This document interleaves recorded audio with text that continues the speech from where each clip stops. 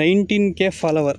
ಅದನ್ನೆಲ್ಲ driving seat ಹತ್ರ ಮುಂದೆನೇ ಒಂಥರ ಪ್ರಾಣ ಹೋದಂಗೆ ಮುಂದಿನಲ್ಲೂ ಕೂಡ ಪೆಟ್ರೋಲ್ ವಿತ್ತು LPG, ಪೆಟ್ರೋಲ್ ವಿತ್ತು CNG ಬರುತ್ತೆ. ಇದು ಬಂದು ಆಮೇಲೆಲ್ಲ ಧರ್ಮಸ್ಥಳ, ತಿರುಪತಿ ಹಿಂಗೆಲ್ಲ ಹೋಗ್ತಿತ್ತು. LPG ಸಿಗೋದು ಕಷ್ಟ, ಅದ್ರಲ್ಲಿ ನೈಟ್ ಅಂತೂ ಸಿಗ್ತಾನೆ ಇತ್ತಿಲ್ಲ, ತುಂಬ ಹಿಂಸೆ ಆಯ್ತಿತ್ತು. ಅವಾಗ ಪೆಟ್ರೋಲ್ ಟ್ಯಾಂಕ್ 35 ಲೀಟ್ರದು. ಬ್ರೋ, ಇವತ್ತು ನಮ್ಮ ಓಮಿನಿ ರಿವ್ಯೂ ಮಾಡೋಕ್ಕೆ ಬಂದಿದ್ದೀನಿ. ಬನ್ನಿ ಇವತ್ತು ನನ್ನ ಗಾಡಿ ರಿವ್ಯೂ ಮಾಡಿ ಏನೇನಿದೆ ಯಾವ್ಯಾವ ಥರ ಅಂತ ಹೇಳ್ತೀನಿ. ಮೊದಲಿಗೆ ನನ್ನ ಗಾಡಿ ಬಂದು 2007 ಮಾಡಲಾಗಿರುತ್ತೆ. ನಾನು 3ನೇ ಓನರ್ಶಿಪ್ ಆಗಿದ್ದೀನಿ. ಗಾಡಿ ನಂಬರ್ ಮಾತ್ರ ಚೆನ್ನಾಗಿದೆ, KA02 MC4241. ಮತ್ತು ಇದೇನಿದೆಯೋ ಈ LED ನಾನೇ ಹಾಕ್ಸಿರೋದು ಎಕ್ಸ್ಟ್ರಾ. ಏನಕ್ಕಪ್ಪ ಅಂದರೆ ಈ ನಮ್ಮೂರ ಕಡೆ ಎಲ್ಲ ಹೋದಾಗ ಈ ಮಳೆ ಟೈಮಲ್ಲೆಲ್ಲ ಹಿಂಸೆ, ಮತ್ತು ಹೈವೇಲೆಲ್ಲ ಹಿಂಸೆನೇ ಸ್ವಲ್ಪ, ಯಾಕೆಂದರೆ ಅಷ್ಟು ಲೈಟ್ ಇಲ್ಲ. ಆಮೇಲೆ LEDಗಳೆಲ್ಲನೂ ಬೆಂಗಳೂರಲ್ಲೆಲ್ಲ ಓಡಾಡೋಕ್ಕಾಗಲ್ಲ. ಸೊ ಊರ ಕಡೆ ಎಲ್ಲರೂ ಹೋದರೆ ಮಾತ್ರ ಓಡಾಡೋಕ್ಕಾಗೋದು. ಅದು ಬಿಟ್ಟರೆ ಈಗ ಹೇಳಿದೆ 2007 ಮಾಡಲು, ನಾನು 3ನೇ ಓನರು. ಈ ಗಾಡಿ ಬಂದು ನಾನು ತೊಗೊಂಡಿರೋದು 1,30,000ಕ್ಕೆ. 1,30,000 ಕೊಟ್ಟು ತೊಗೊಂಡು ಹೆಚ್ಚು ಕಡಿಮೆ 1,50,000 ಲಕ್ಷದ ಮೇಲೆ ಖರ್ಚು ಮಾಡಿಬಿಟ್ಟಿದ್ದೀನಿ ಗಾಡಿಗೆ.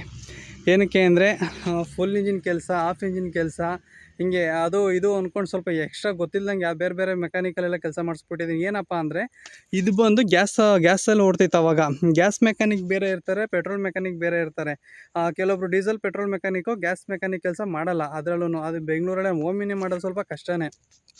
ಸರಿ ಅಂದ್ಕೊಂಡು ಅವಾಗೆಲ್ಲ ತುಂಬ ಪ್ರಾಬ್ಲಮ್ಸ್ಗಳಾಗಿ ಅದಕ್ಕೋಸ್ಕರ 1,30,000 ಇರೋ ಗಾಡಿಗೆ ಹೆಚ್ಚು ಕಡಿಮೆ 1,50,000 ಲಕ್ಷದ ಮೇಲೆ ಖರ್ಚು ಮಾಡಿಬಿಟ್ಟಿದ್ದೀನಿ. ಇನ್ನು ಒಳಗಡೆ ಹೇಗಿದೆ ಅಂತ ತೋರಿಸ್ತೀನಿ ಬನ್ನಿ. ಈಗ ಔಟ್ ಬಾಡಿ ಈ ಥರ ಇದೆ. ಇನ್ನು ಈ ಬಂಪರ್ ಬಂದು ಆವಾಗ ಗಾಡಿನ ತಗೊಳ್ಳುವಾಗ ಆವಾಗಲೇ ಇದ್ದಿದ್ದು. ಇನ್ನು ಇಲ್ಲಿ ನಾನು ಇನ್ಸ್ಟಾ ID ಹಾಕ್ಸಿದ್ದೀನಿ, ಸುನಿಲ್ ಗೌಡ 1999 ಅಂತ. ಇನ್ನು ಇಲ್ಲಿ ದೇವ್ರದ್ದು ಮತ್ತು ನಮ್ಮ ಮನೆ ದೇವ್ರದಾಗ ಹೆಸರು ಹಾಕ್ಸಿದ್ದೀನಿ. ಫ್ರಂಟ್ ಲುಕ್ ಈ ಥರ ಇದೆ ನೋಡಿ. ಬನ್ನಿ ಡ್ರೈವಿಂಗ್ ಸೀಟಲ್ಲಿ ತೋರಿಸ್ತೀನಿ ಯಾವ ಥರ ಇದೆ ಅಂತ. ಆಮೇಲೆ ಇಲ್ಲಿ ನೋಡ್ಬೋದು ನೀವು, ಫೇಸ್ಬುಕ್ ID ಹಾಕ್ಸಿದ್ದೀನಿ, ಸುನಿ ಗೌಡ ಮಂಡ್ಯ ಅಂತ. 19K follower. ಇದೇನಿದೆಯೋ actually 20K above ಆಗಿದೆ. ಅದನ್ನು ಯಾಕೆ ಈ ಥರ ಹಾಕ್ಸಿದ್ದೀನಿ ಅಂದರೆ, ಇದನ್ನು ಹಂಗೆ ಹಾಕ್ಸಿ ಇದು ಈ ಥರ ಹಾಕ್ಸಿ ಇದನ್ನು ಮಾತ್ರ ಇದು ಚೇಂಜ್ ಮಾಡ್ಕೋಬೋದು. ಈಗ 20K ಫಾಲೋವರ್ಸ್ ಜಾಸ್ತಿ ಆಗಿದಾರಲ್ಲ, ಹಾಗೆ ಅದೊಂದು ಮಾತ್ರ ಚೇಂಜ್ ಮಾಡ್ಕೋಬೇಕು, ಆ ಥರ ಹಾಕ್ಸಿದ್ದೀನಿ. ಅದು ಬಿಟ್ಟರೆ ವೀಲ್ಗಳು ನೋಡ್ಬೋದು ನೀವು, ಬ್ಲ್ಯಾಕು. ಇದು ವೀಲ್ ಕ್ಯಾಪ್ಗೆ ನಾನೇ ಇದು ಬರುತ್ತೆ, ಒಂದು ಬ್ಲ್ಯಾಕ್ ಸ್ಪ್ರೇ ₹180, ₹280 ಗೊತ್ತಿಲ್ಲ, ಒಂದು ತಗೊಬಂದು 4 ವೀಲ್ ಕ್ಯಾಪ್ಗೂ ಹೊಡೆದಿದ್ದೀನಿ. ಚೆನ್ನಾಗಿ ಕಾಣುತ್ತೆ ಅಂತ ನೋಡಿ. ಈ ಕಡೆ ಸೈಡಿಂದ ಈ ಥರ ಕಾಣುತ್ತೆ. ಫೇಸ್ಬುಕ್ ID ಹಾಕ್ಸಿರೋ ಚೆನ್ನಾಗಿ ಕಾಣುತ್ತೆ. ಆ ಫೇಸ್ಬುಕ್ದು ಬ್ಲೂ ಕಲರ್ ಅಷ್ಟು ದೊಡ್ಡದಾಗಿ ಹಾಕ್ಸಿರೋದಕ್ಕೆ. ಇನ್ನು ಈ ಗಾಡಿ ತಂದಾದಮೇಲೆ ನಾನೇನಾದ್ರು ಎಕ್ಸ್ಟ್ರಾ ವರ್ಕ್ ಮಾಡಿಸಿದ್ದೀನಿ, ಎಕ್ಸ್ಟ್ರಾ ಫಿಟ್ಟಿಂಗ್ ಮಾಡಿಸಿದ್ದೀನಿ ಅಂದರೆ ಇದೊಂದು ಕ್ಯಾರಿಯರ್ ಒಂದೇ ಅಷ್ಟೇ. ಅದು ಬಿಟ್ಟು ನಾನು ಇನ್ನೇನು ಮಾಡಿಸಿಲ್ಲ. ಮಾಮೂಲಿ ವೀಲ್ ಕ್ಯಾಪ್ಗಳು ಅವಾಗಲಿಂದನೇ ಇರೋದು, ಅದಕ್ಕೆ ನಾನು ಹಂಗೆ ಬ್ಲ್ಯಾಕ್ ಸ್ಪ್ರೇ ಹೊಡೆದಿರೋದು. ಇನ್ನು ID ಹಾಕ್ಸಿರೋದಷ್ಟೇ. ಒಳಗಡೆ ಯಾವ ಥರ ಇದೆ ತೋರಿಸ್ತೀನಿ ಬನ್ನಿ.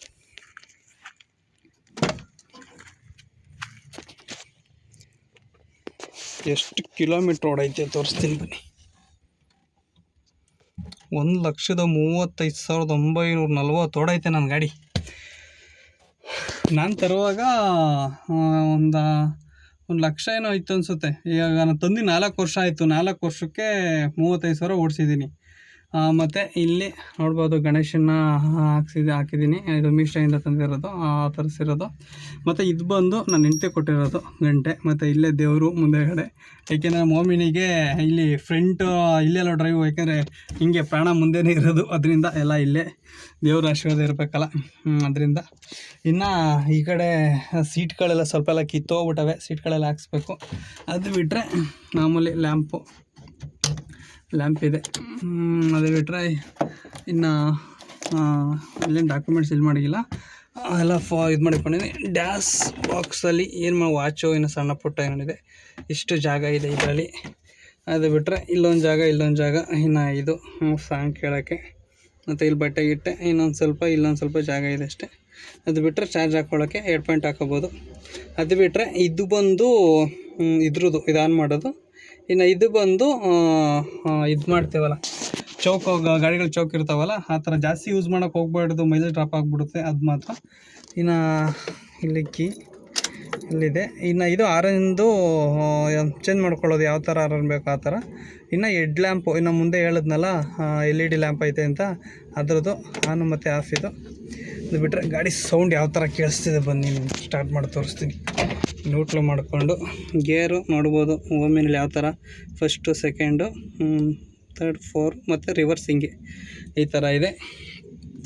ಅಂದರೆ ಪಾರ್ಕಿಂಗ್ ಬ್ರೇಕ್ ಮಾತ್ರ ಮಾಮೂಲಿ ಕಾರ್ಗಳಿಗೆ ಸುಮ್ಮನೆ ಸಿಂಪಲಾಗಿ ಪಾರ್ಕಿಂಗ್ ಎತ್ತೋರೆ ಸಾಕು, ಬಟ್ ನಮ್ಮ ಗಾಡಿಗಳಿಗೆ ಹಂಗಲ್ಲ. ಈ ಕ್ಯಾಂಟ್ರೋ ಲಾರಿಗಳು ಇರ್ತಾವಲ್ಲ ಹಂಗೆ ಮೇಕೆ ಅದು ಎಳಿಬೇಕು ಜೋರಾಗೆ. ಸ್ಟಾರ್ಟಿಂಗ್ ಸೌಂಡ್ ಯಾವ ಥರ ಬರುತ್ತೆ ತೋರಿಸ್ತೀನಿ ಬನ್ನಿ.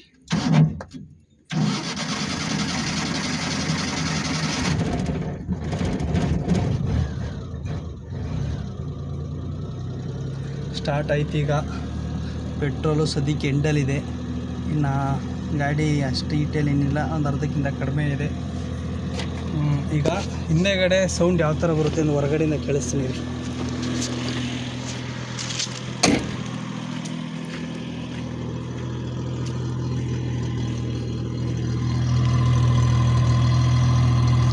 ಸ್ಟಾರ್ಟ್ ಮಾಡಿದಾಗ ಸ್ವಲ್ಪ ಸ್ಮೋಕ್ ಬರ್ತದೆ ಬೆಳಗ್ಗೆ ಟೈಮು, ಇನ್ನು ಅದು ಬಿಟ್ಟರೆ ಬರೋಲ್ಲ.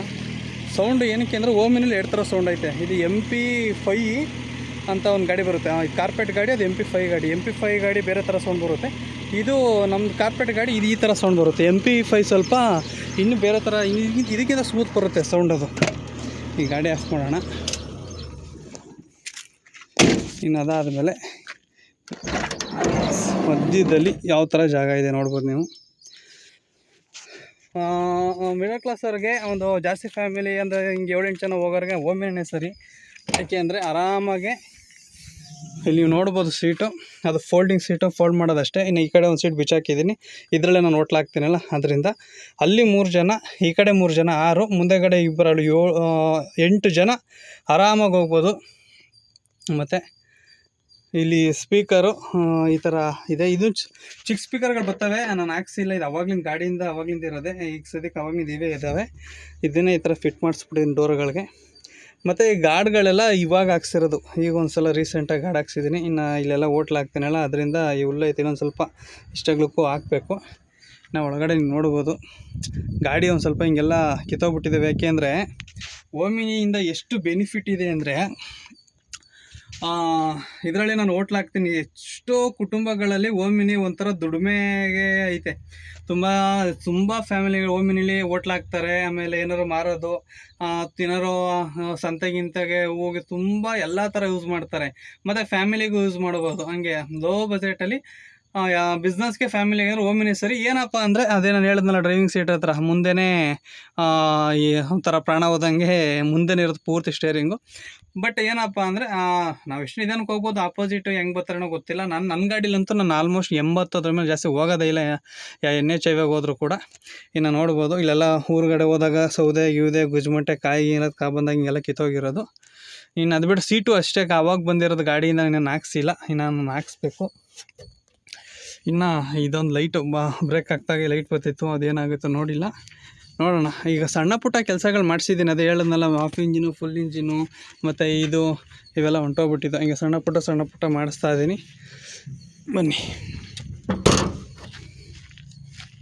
ಇದು ನಾನು ಹಾಕ್ಸಿರೋದಲ್ಲ, ಅವನು ನನ್ನ ಗಾಡಿ ನಾನು ತಗೊಂಡನಲ್ಲ ಅವ್ರು ಹಾಕ್ಸಿರೋದು.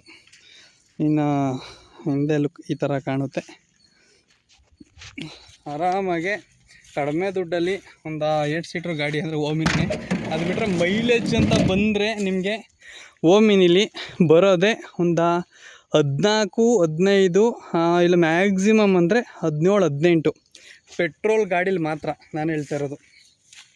ಪೆಟ್ರೋಲ್ ಗಾಡೀಲಿ ಅಷ್ಟು ಬರುತ್ತೆ. ಅದು ಬಿಟ್ಟರೆ ನಿಮಗೆ ಗಾಡೀಲಿ ಅದೇ ಹೇಳಿದ್ನಲ್ಲ, ಅದು MP5 ಇಂಜಿನಲ್ಲಿ, ಕಾರ್ಪೆಟ್ ಇಂಜಿನಲ್ಲಿ. ಬಟ್ 2 ಇಂಜಿನಲ್ಲೂ ಕೂಡ ಪೆಟ್ರೋಲ್ ವಿತ್ತು LPG, ಪೆಟ್ರೋಲ್ ವಿತ್ತು CNG ಬರುತ್ತೆ. ಇದು ಬಂದು ಪೆಟ್ರೋಲ್ ವಿತ್ತು LPG ಆಗಿತ್ತು. ಇಲ್ಲೇ ನಿಮ್ಗೆ ಇಲ್ಲಿ ಗುರುತು ಕಾಣ್ಬೋದು, ಸ್ವಲ್ಪ ಇಲ್ಲಿ ಇಷ್ಟಾಗ್ಲಿಕ್ಕೆ ಕಾಣ್ತೈತೆ ನೋಡಿ ಬಾಕ್ಸ್ ಥರ, ಇಲ್ಲಿ ಹಾಕಿದ ಟ್ಯಾಂಕು. ಇದು ಬಂದು ಪೆಟ್ರೋಲ್ ವಿತ್ LPG ಆಗಿತ್ತು. ಸರಿ ಅಂತ ನಾನೇನು ಮಾಡಿದೆ, ನಾನು ಈಗ ಆಲ್ಮೋಸ್ಟ್ ಫ್ಯಾಮಿಲಿ ಎಲ್ಲ ಧರ್ಮಸ್ಥಳ, ತಿರುಪತಿ ಹಿಂಗೆಲ್ಲ ಹೋಗ್ತಿದ್ದು. LPG ಸಿಗೋದು ಕಷ್ಟ, ಅದ್ರಲ್ಲಿ ನೈಟ್ ಅಂತೂ ಸಿಗ್ತಾನೆ ಇತ್ತಿಲ್ಲ, ತುಂಬ ಹಿಂಸೆ ಆಯ್ತಿತ್ತು. ಆವಾಗ ಪೆಟ್ರೋಲ್ 5 ಲೀಟ್ರ್ ಸ್ಪೇರ್ ಟ್ಯಾಂಕ್ ಇತ್ತು. ಅದಕ್ಕೋಸ್ಕರ ಈ ಸವಾಸ ಬೇಡ, ಸುಮ್ಮ ತಲೆನೋವು ಅಂತ ಇದೇನಿತ್ತು ಈ ಟ್ಯಾಂಕ್ನೆಲ್ಲ ಬಿಚ್ಚಿಸ್ಬಿಟ್ಟು ಕೆಳಗಡೆ 35 ಲೀಟ್ರ್ ಟ್ಯಾಂಕ್ ಹಾಕ್ಸ್ತೆ ಪೆಟ್ರೋಲ್ದು. ತೋರಿಸ್ತೀನಿ ಬನ್ನಿ ಅದನ್ನು, ಪೆಟ್ರೋಲ್ ಟ್ಯಾಂಕ್ ಯಾವ ಥರ ಇದೆ ಇಲ್ಲಿ ಕಾಣಿಸ್ಬೋದು ನಿಮಗೆ. ಇದು ಪೆಟ್ರೋಲ್ ಟ್ಯಾಂಕ್ 35 ಲೀಟ್ರದು. ಇದಕ್ಕೆ ರೈಟ್ ಸೈಡ್ ಬರುತ್ತೆ ನಮಗೆ ಪೆಟ್ರೋಲ್ ಹಾಕೋದು, ಇಲ್ಲಿ ಬರುತ್ತೆ ಪೆಟ್ರೋಲಲ್ಲಿ. ಈಗ ಸದ್ಯಕ್ಕೆ ನನ್ನ ಗಾಡಿ ಒಂದು 14 ಬತ್ತೈತೆ. ಕೆಲವೊಂದು ಗಾಡಿ ಇನ್ನೂ ಕಂಡೀಷನ್ ಅಂದರೆ ಒಂದು 17-18 ಬರ್ಬೋದು. ಅಂದರೆ ಇಂಜಿನ್ ಕೆಲಸ ಎಲ್ಲ ಮಾಡಿಸಿದ್ದೀನಿ, ಹಾಫ್ ಇಂಜಿನ್ ಕೆಲಸ, ಫುಲ್ ಇಂಜಿನ್ ಕೆಲಸ ಎಲ್ಲ ಮಾಡಿಸಿದ್ರು. ಅದರಿಂದ ಒಂದು 14 ಅಂತೂ ಆರಾಮಾಗಿ ಬರುತ್ತೆ. ಇದು ಬಿಟ್ಟರೆ ಸ್ವಲ್ಪ ಹಿಂಗೆಲ್ಲ ರೆಸ್ಟ್ ಹಿಡಿದ್ಬಿಟ್ಟೈತೆ. ಇವೆಲ್ಲ ನೋಡ್ಬೇಕು, ಸ್ವಲ್ಪ ಸಣ್ಣ ಪುಟ್ಟ ಎಲ್ಲ ಮಾಡಿಸ್ಬೇಕು ಕೆಲಸಗಳು. ಸದ್ಯಕ್ಕೆ ಏನೂ ಮಾಡಿಸಿಲ್ಲ. ಅದು ಹೇಳಿದ್ನಲ್ಲ, ಲುಕ್ಕಾಗಿರಲಿ ಅಂತ ಬ್ಯಾಕ್ ವೀಲೆಲ್ಲ ಇದಕ್ಕೆ ವೀಲ್ ಕ್ಯಾಪ್ಗೆ ಸ್ಪ್ರೇ ಹೊಡೆದಿದ್ದೀನಿ, ಬ್ಲ್ಯಾಕ್ ಸ್ಪ್ರೇ. ನೋಡಿ ಸೈಡಿಂದ ಹೆಂಗೆ ಕಾಣುತ್ತೆ.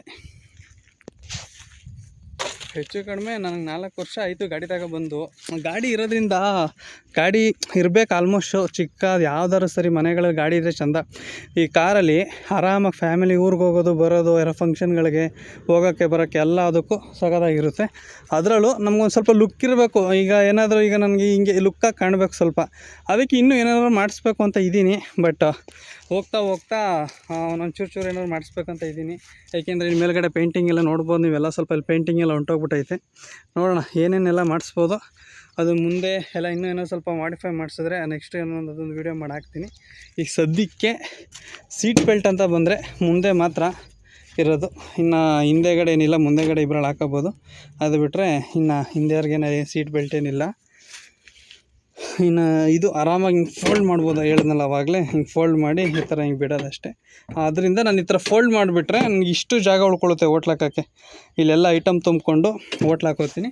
ಅದೇನಿಲ್ಲ, 4 ಬೋಲ್ಟ್ ಬರೋದು. ಆ ಸೀಟ್ ಹಾಕಿದಾಗ 4 ಬೋಲ್ಟ್ ಬರ್ತದೆ. ಆ 4 ಬೋಲ್ಟಲ್ಲೂ ನಾನು 2 ಬೋಲ್ಟ್ ಹಾಕ್ತೀನಿ ಸಾಕು. ಯಾಕೆಂದರೆ ಫಿಟ್ಟಿಂಗ್ಗೆ ಅದು ಯಾಕೆ ಕುಂತ್ಕೊಂಡಾಗ ವೇಟ್ ಇರುತ್ತಲ್ಲ, ಅದರಿಂದ ಏನು ಪ್ರಾಬ್ಲಮ್ ಇಲ್ಲ. ಈ ಹುಲ್ಲು ಅಷ್ಟೇ, ಗಾಡಿನ ತರುವಾಗ ಅವ್ರು ಹಾಕಿರೋದೆ. ಇದೊಂದು ಹುಲ್ಲು ಅದೊಂದು ಹುಲ್ಲು ಜೊತೆಲೇ ಇದ್ದಿದ್ದು. ಅದಾದಮೇಲೆ ನಾನು ಇನ್ನೇನು ಹಾಕಿಲ್ಲ. ಈ ಸದ್ಯಕ್ಕೆ ಸೀಟ್ ಒಂದು ಕವರು ನೋಡ್ತಾ ಇದ್ದೀನಿ. JC ರೋಡಲ್ಲಿ ಕಡಿಮೆಗೆ ನೋಡಬೇಕು, ಬಟ್ ಕಡಿಮೆ ಸಿಗುತ್ತೆ. ಕ್ವಾಲಿಟಿನೂ ನೋಡಬೇಕು. ಅಲ್ಲಿ ತುಂಬ ಮೋಸ ಮಾಡೋದು ಜಾಸ್ತಿ. JC ರೋಡ್ ಹತ್ರ ನೋಡಿಕೊಂಡು ಮಾಡಿಸ್ಕೊಂಡು ಬರಬೇಕು. ಮಾಡಿಸ್ಕೊಂಡು ಬರೋಣ. ಇಷ್ಟು ನನ್ನ ಕಾರ್ ರಿವ್ಯೂ ಆಗಿರುತ್ತೆ. ಹೇಳಿದ್ನಲ್ಲ, ಪೆಟ್ರೋಲ್ ಗಾಡಿ. ಈಗ 14 ಮೈಲೇಜ್ ಬರ್ತೈತೆ. ಈಗ ಔಟ್ಫಿಟ್ ಅಂತಾರಲ್ಲ ಬಟ್ಟೆಗಳನ್ನ, ಆ ಥರ ಔಟ್ಫಿಟ್ ಈ ಥರ ಐತೆ ನನ್ನ ಗಾಡಿದು. ಫಾಸ್ಟ್ರಾಗು ಒಂದು ಬ್ಲ್ಯಾಕ್ ಆಗ್ಬಿಟ್ಟೈತೆ, ಅದೊಂದು ಮಾಡಿಸ್ಬೇಕು. ಫಾಸ್ಟ್ರಾಗ್ದು ಏನೋ ಮೈನಸ್ ಆಗ್ಬಿಟ್ಟಿತ್ತು ಅವತ್ತು, ಅದರಿಂದ ನೋಡ್ಕೊಂಡಿದ್ದಿಲ್ಲ. ಅದಾದಮೇಲೆ ಬ್ಲ್ಯಾಕ್ ಆಗ್ಬಿಟ್ಟೈತೆ ಅದೊಂದು ಹೋಗ್ಬಿಟ್ಟು ಟೋಲ್ ಹತ್ರ ಇರ್ತಾರೆ, ಇಲ್ಲ ಅದೇ ರಿನ್ಯೂವಲ್ ಮಾಡ್ತಾರಾ, ಇಲ್ಲ ಹೊಸ್ದಾಗಿ ಏನಾದ್ರು ಮಾಡಿಕೊಡ್ತಾರಾ ನೋಡಬೇಕು. ಇಷ್ಟು ನಾನು ಗಾಡಿ ರಿವ್ಯೂ ಕೊಟ್ಟಿದ್ದೀನಿ. ವಿಡಿಯೋ ಇಷ್ಟ ಆದರೆ ಲೈಕ್ ಮಾಡಿ, ಹೀಗೆ ಸಪೋರ್ಟ್ ಮಾಡಿ. ಯಾರೆಲ್ಲ ಸಬ್ಸ್ಕ್ರೈಬ್ ಮಾಡ್ಕೊಂಡಿದ್ದಾರೆ ಸಬ್ಸ್ಕ್ರೈಬ್ ಮಾಡ್ಕೊಳ್ಳಿ. ನೆಕ್ಸ್ಟ್ ವೀಡಿಯೋದಲ್ಲಿ ಸಿಗೋಣ. ಎಲ್ರಿಗೂ ಬಾಯ್.